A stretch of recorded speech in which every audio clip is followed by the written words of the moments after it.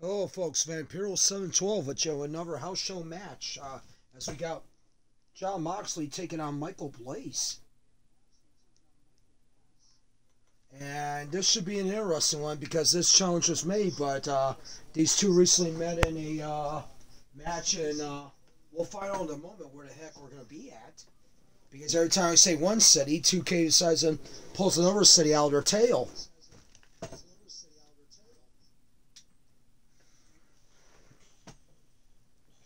Yeah, so we got this going on. Who knows? I mean, who knows what the match is going to be tomorrow? Every one of these house show matches are random. Like yesterday, we had Billy Paul and Lorenzo pull off the big win in a four-way contenders match.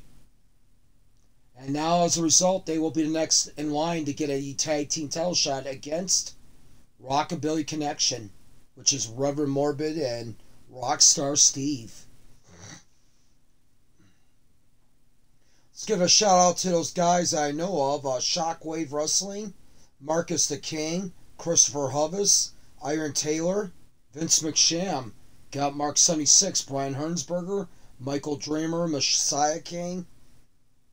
All the ones that actually have guys in the area here too. Basically, I mean, we'll be seeing them maybe future shows and future matches and stuff like that. So, not to fear. And also, got Mark 76, Vince McSham, Wrestling Figure 17. Back in the day, 2K. WCW Rewind, which does old school stuff really well. I mean, it kind of brings a smile on my face because I am always a Territories fan first before I am what this stuff going on today is. And once again, we are in East Rutherford, New Jersey. Okay, wow. There you go. And here comes Jon Moxley. I think I heard that he didn't have a great showing at Wrestle Kingdom. Looks like he may be taking his frustration out on Mr. Blaze. Well, wait a minute. This happened before that Wrestle Kingdom match because this was... Yeah, this was 1-3, so basically, he probably wrestled in the early afternoon, had to jump a flight to Japan, and get ready for that big-time matchup that's decided the first global champion.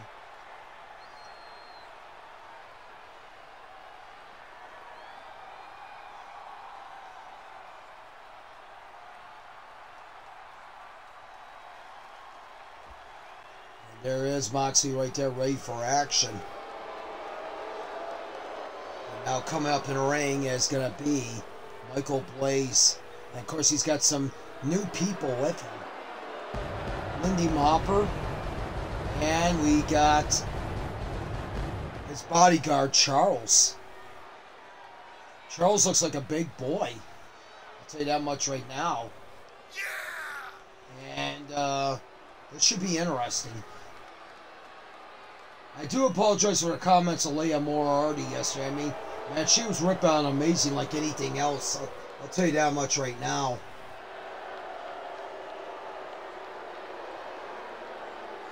Of course, Mr. Amazing was giving it back in the thing, saying that typical Kenny, calling him a loser and saying that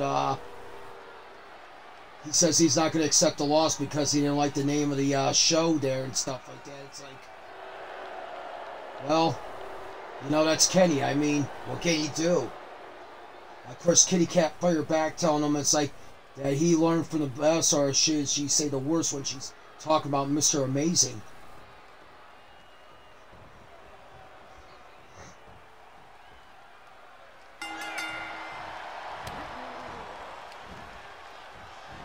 Nonetheless, let's get going with this great match up there. And oh, beautiful move with a reverse DDT, but Moxley changed that into a nice, basically a kind of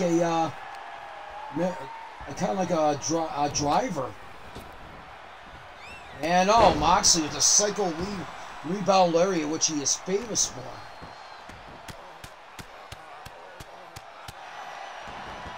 Jon Moxley, everybody knows him as Dean Ambrose from the WWE days, but you know what? I kind of like him as Moxley. I remember following his career throughout Combat Zone and freaking the Heartland Wrestling Association where he was at in Cincinnati.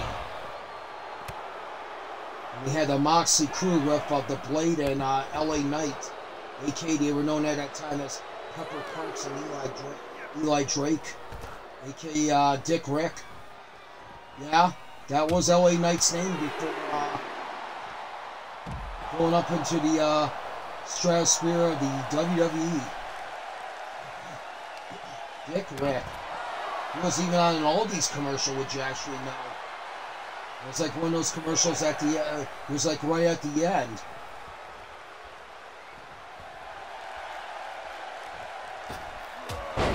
Oh, beautiful forearm there by Michael Blaze. Going for the pin. Yeah, Blaze better do it because, you know, if Blaze can maybe get a win over Moxley, there could be a possible shot he gets another shot at Gabriel Kidd in that television title.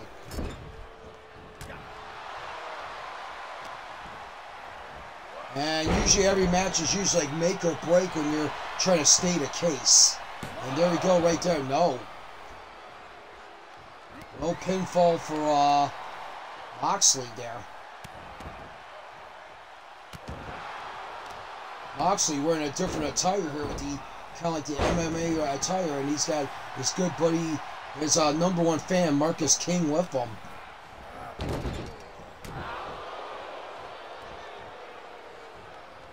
Marcus King, he's probably like definitely one of Moxley's big time fanboys, no doubt about it.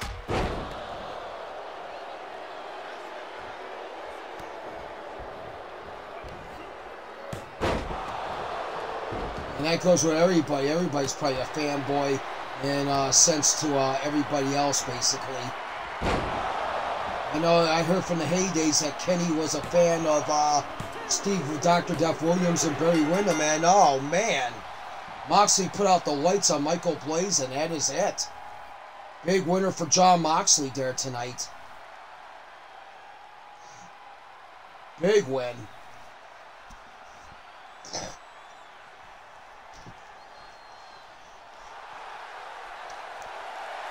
And there's your winner right there, Jon Moxley, keeping the momentum going.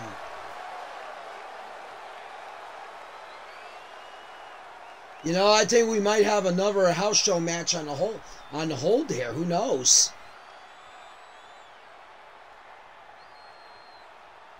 Stay with us. Maybe we might. Since that one was short.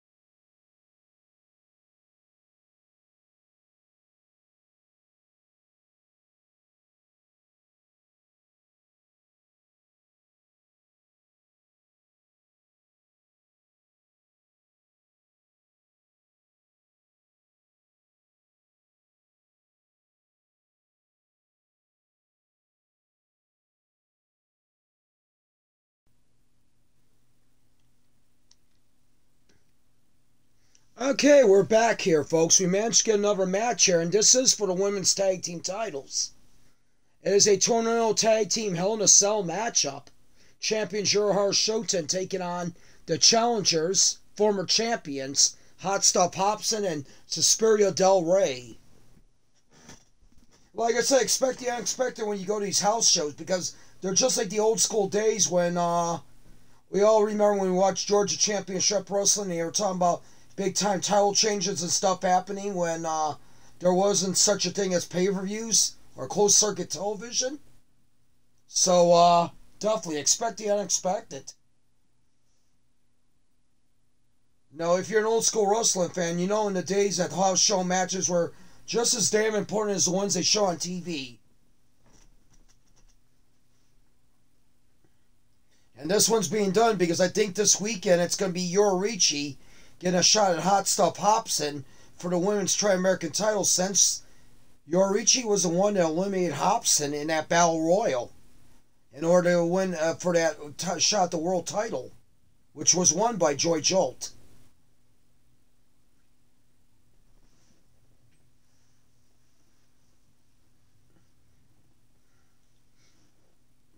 A lot of action going on here. I don't know if this happened last night in Rutherford or this happened in I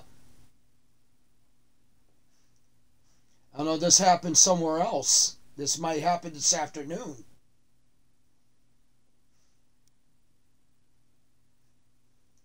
And of course, Marcus is saying Jon Moxley, even though he says I lost to at Wrestle Kingdom, at least I wasn't the one who got pinned. Like, thanks a lot, thanks a lot, Ospreay. You flushed that one down the toilet, just like when you lost to me back in 2022. Well, once again, we're in East Rutherford, New Jersey. I guess East Rutherford's the place to be for these little special shows. And there is look at Suspiria showing the moves there. Look at Hobson teasing everybody with the flower in her mouth. House of Hardcore, these girls are. Yeah, taking up the mantle of the women's division here for the House of Hardcore and House of Torture Alliance.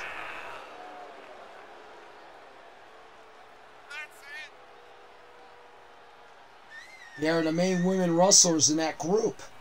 Kitty Cat and Melody Crichton are just spokespeople that are in that group, basically.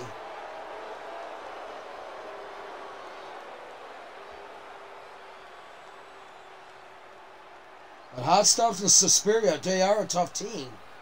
They had an unfortunate matchup where they were in a cell match against Hog Wild at Deck the Cells.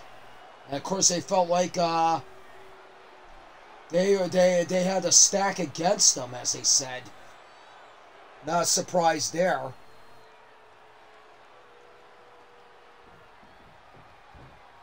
And Moxley says he wasn't expecting his old friend Dolph Ziggler to show up after a match. Wonder what name he's going to be using now. Is he just going to be going under Nick Nemeth or what? I'm going to let you know a fact out of character here for a moment. Dolph Ziggler is the cousin of one of my co-workers at the old drugstore. And that's a true fact. She was telling me about it. Nick Nemeth is a cousin, is her cousin, basically. I was really surprised to hear about that. So, and of course we all know Dolph Ziggler's from Cleveland. He wrestled at St. Ed's, basically, aka Nick Nemeth. I mean, small world when you find out stuff about that. I gave you another wrestling experience too at the workplace. Well, not really an wrestling experience, but a relative experience. I did meet the Miz's dad at my workplace. Really nice fella. Really nice.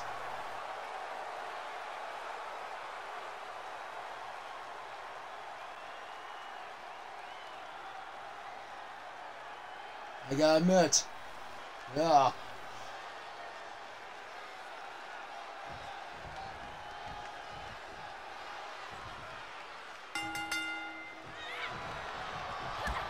So you never know who you're going to run into in your lifetime, which is pretty awesome. But yeah, I had the pleasure of running into many great people, and I hope I can run into many more. Come to think about it. Alright, back to the match. And right now, man, Hobson just spinning your reach around. Maybe that could be a preview of their upcoming Tri-American title match this week.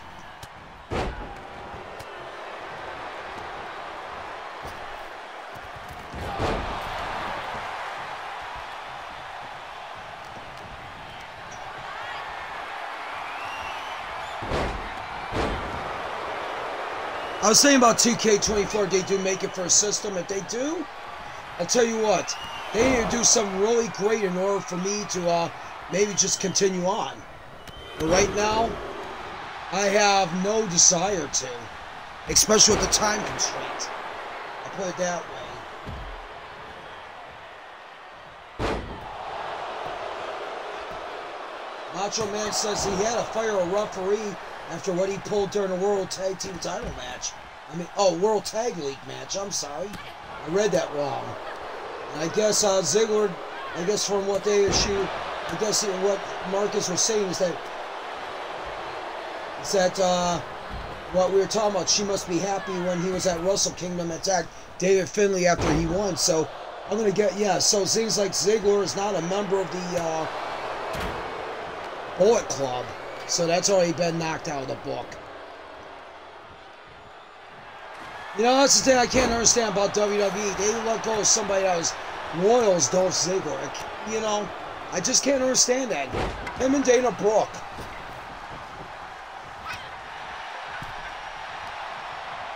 Yeah, we talk about various topics here while we got stuff going on.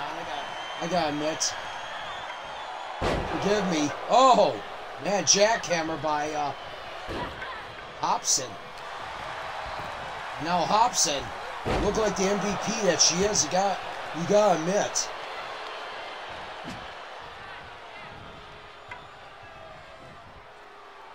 He pulled the double DQ card in the first minute of the match. Wow.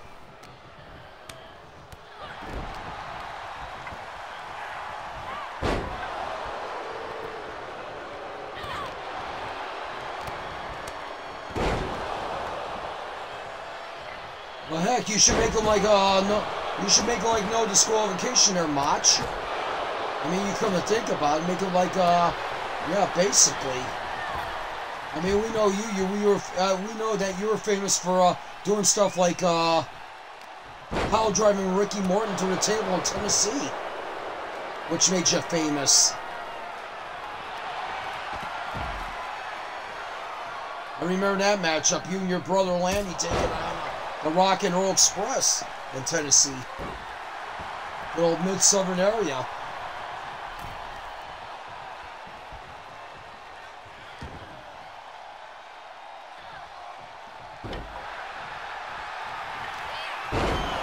Oh, matchstick. Wow. Good God almighty.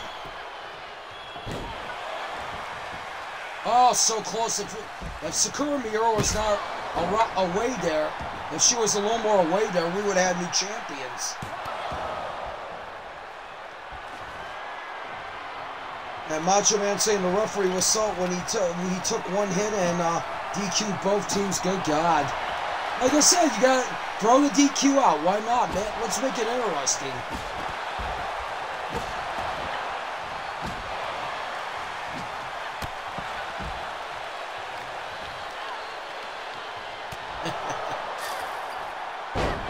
Oh, once again, there's kind of like a not kind of like a jackhammer, but yeah, that spinning power slam by Hobson. And thank goodness we decided to make this just one pinfall because of when we were at debacle the last time. I think that debacle had a lot with the breakup of Lynx and Brimstone. Unfortunately. And it wound up having Brimstone go to Hell's End. Well, yeah, basically. And that's dealing with a lot of the psyche of Lennox right now. Who the hell knows?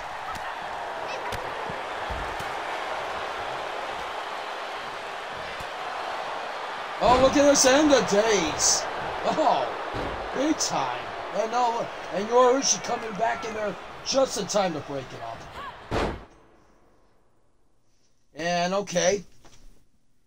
That was a little, I didn't know we were using movie effects in this matchup.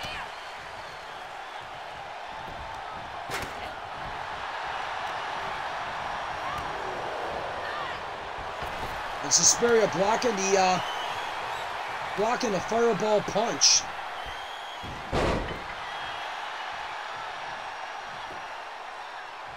Oh, Yoruichi's got that cinched in, that octopus hold. And look at Suspiria breaking off, and then there's that chair once again by Sakura.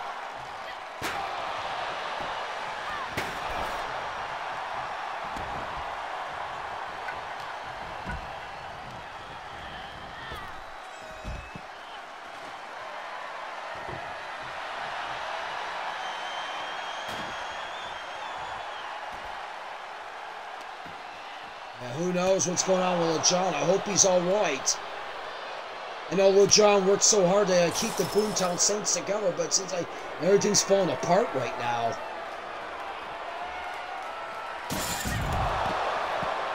And Boomtown looked like a real strong tandem, this version of them, basically.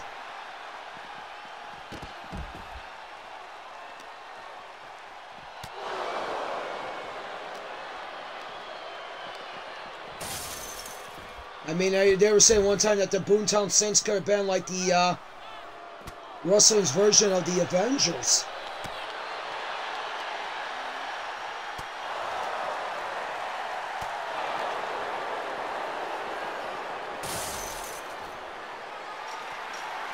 Oh boy, are they going through this crap again? I hope not.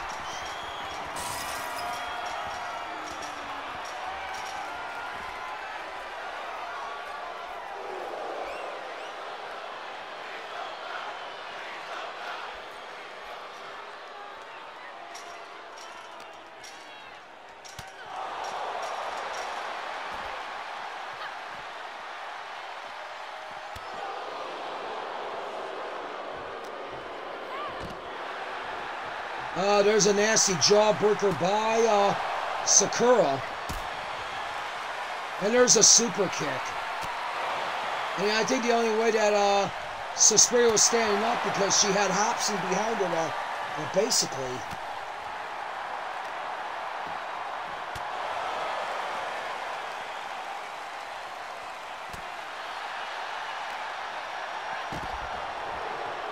Wow. So Alex Brimstone has gone on to greener pastures. Wow. Oh man, I don't know how that's gonna really do for Lennox Psyche. I mean, basically, he felt like he let down Brimstone, and now Brimstone's gone to greener pastures. Who knows?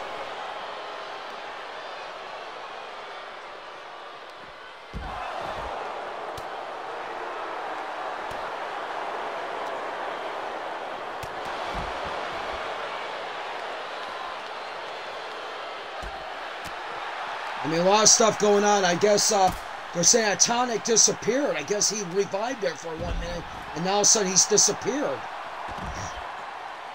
And Chaz is, don't know where he's at right now, too. We've been hearing some news left and right here from different sources. So who knows?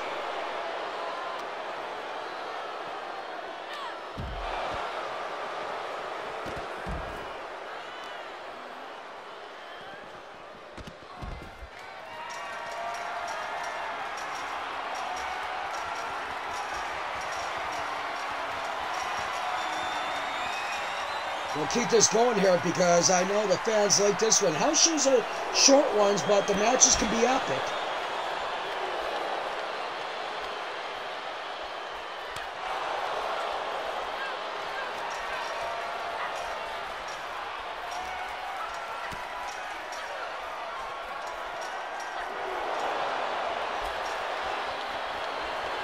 And I'll tell you what, this is what it makes it frustrating. Why does the partner have to hit when does the partner have to hit when the one person has a person in a move already? This is the kind of stuff that frustrates 2K players.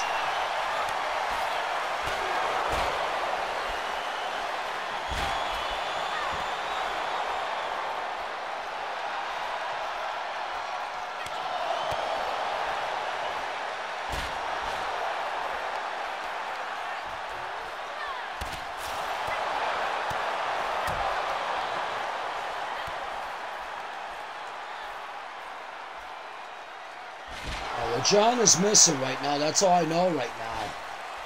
That's the sad thing about it. He hasn't been around MUOW. I guess I heard he hasn't been around MUOW. I guess also I heard he hasn't been around Shockwave, and he has not been around MSW. So who the hell knows what's going on with him?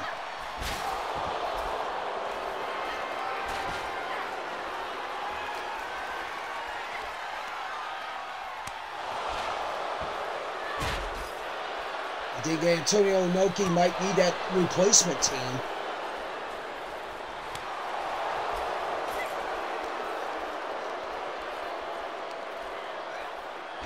Don't be surprised, sir. You might need it. It's sad, man.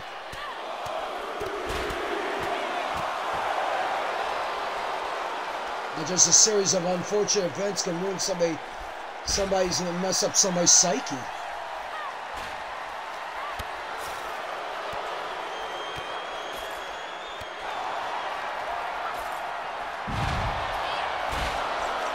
Oh, matchstick on the cage.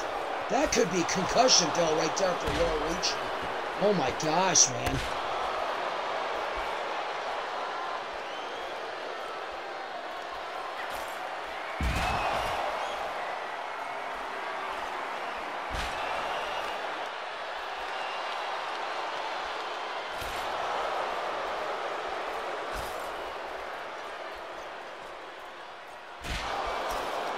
Oh, pile driver. Good God.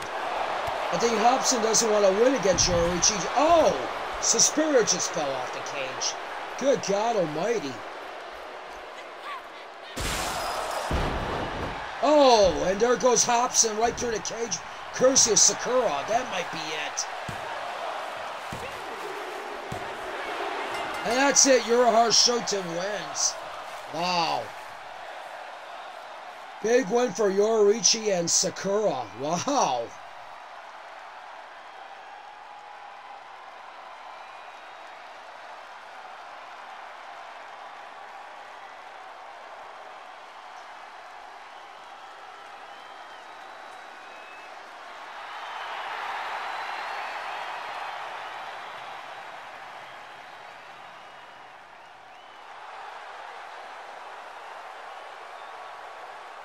Togo says, I got my eyes on someone, on the someone this weekend, and he gets in my sights, he will be taken care of. Oh my. I wonder who he's talking about. I wonder if he's talking about our current MSW World Champion, who is going to have a matchup against, would be, what's his face? Brandon Styles. And Togo says he will be doing this for the House of Torture. Could be Grim Gory, could be somebody else, who knows? But right now, that's it for right now. Maybe we might not have another highlight tomorrow. For now, I am Vampiro712 saying, wish you well and good night, everybody.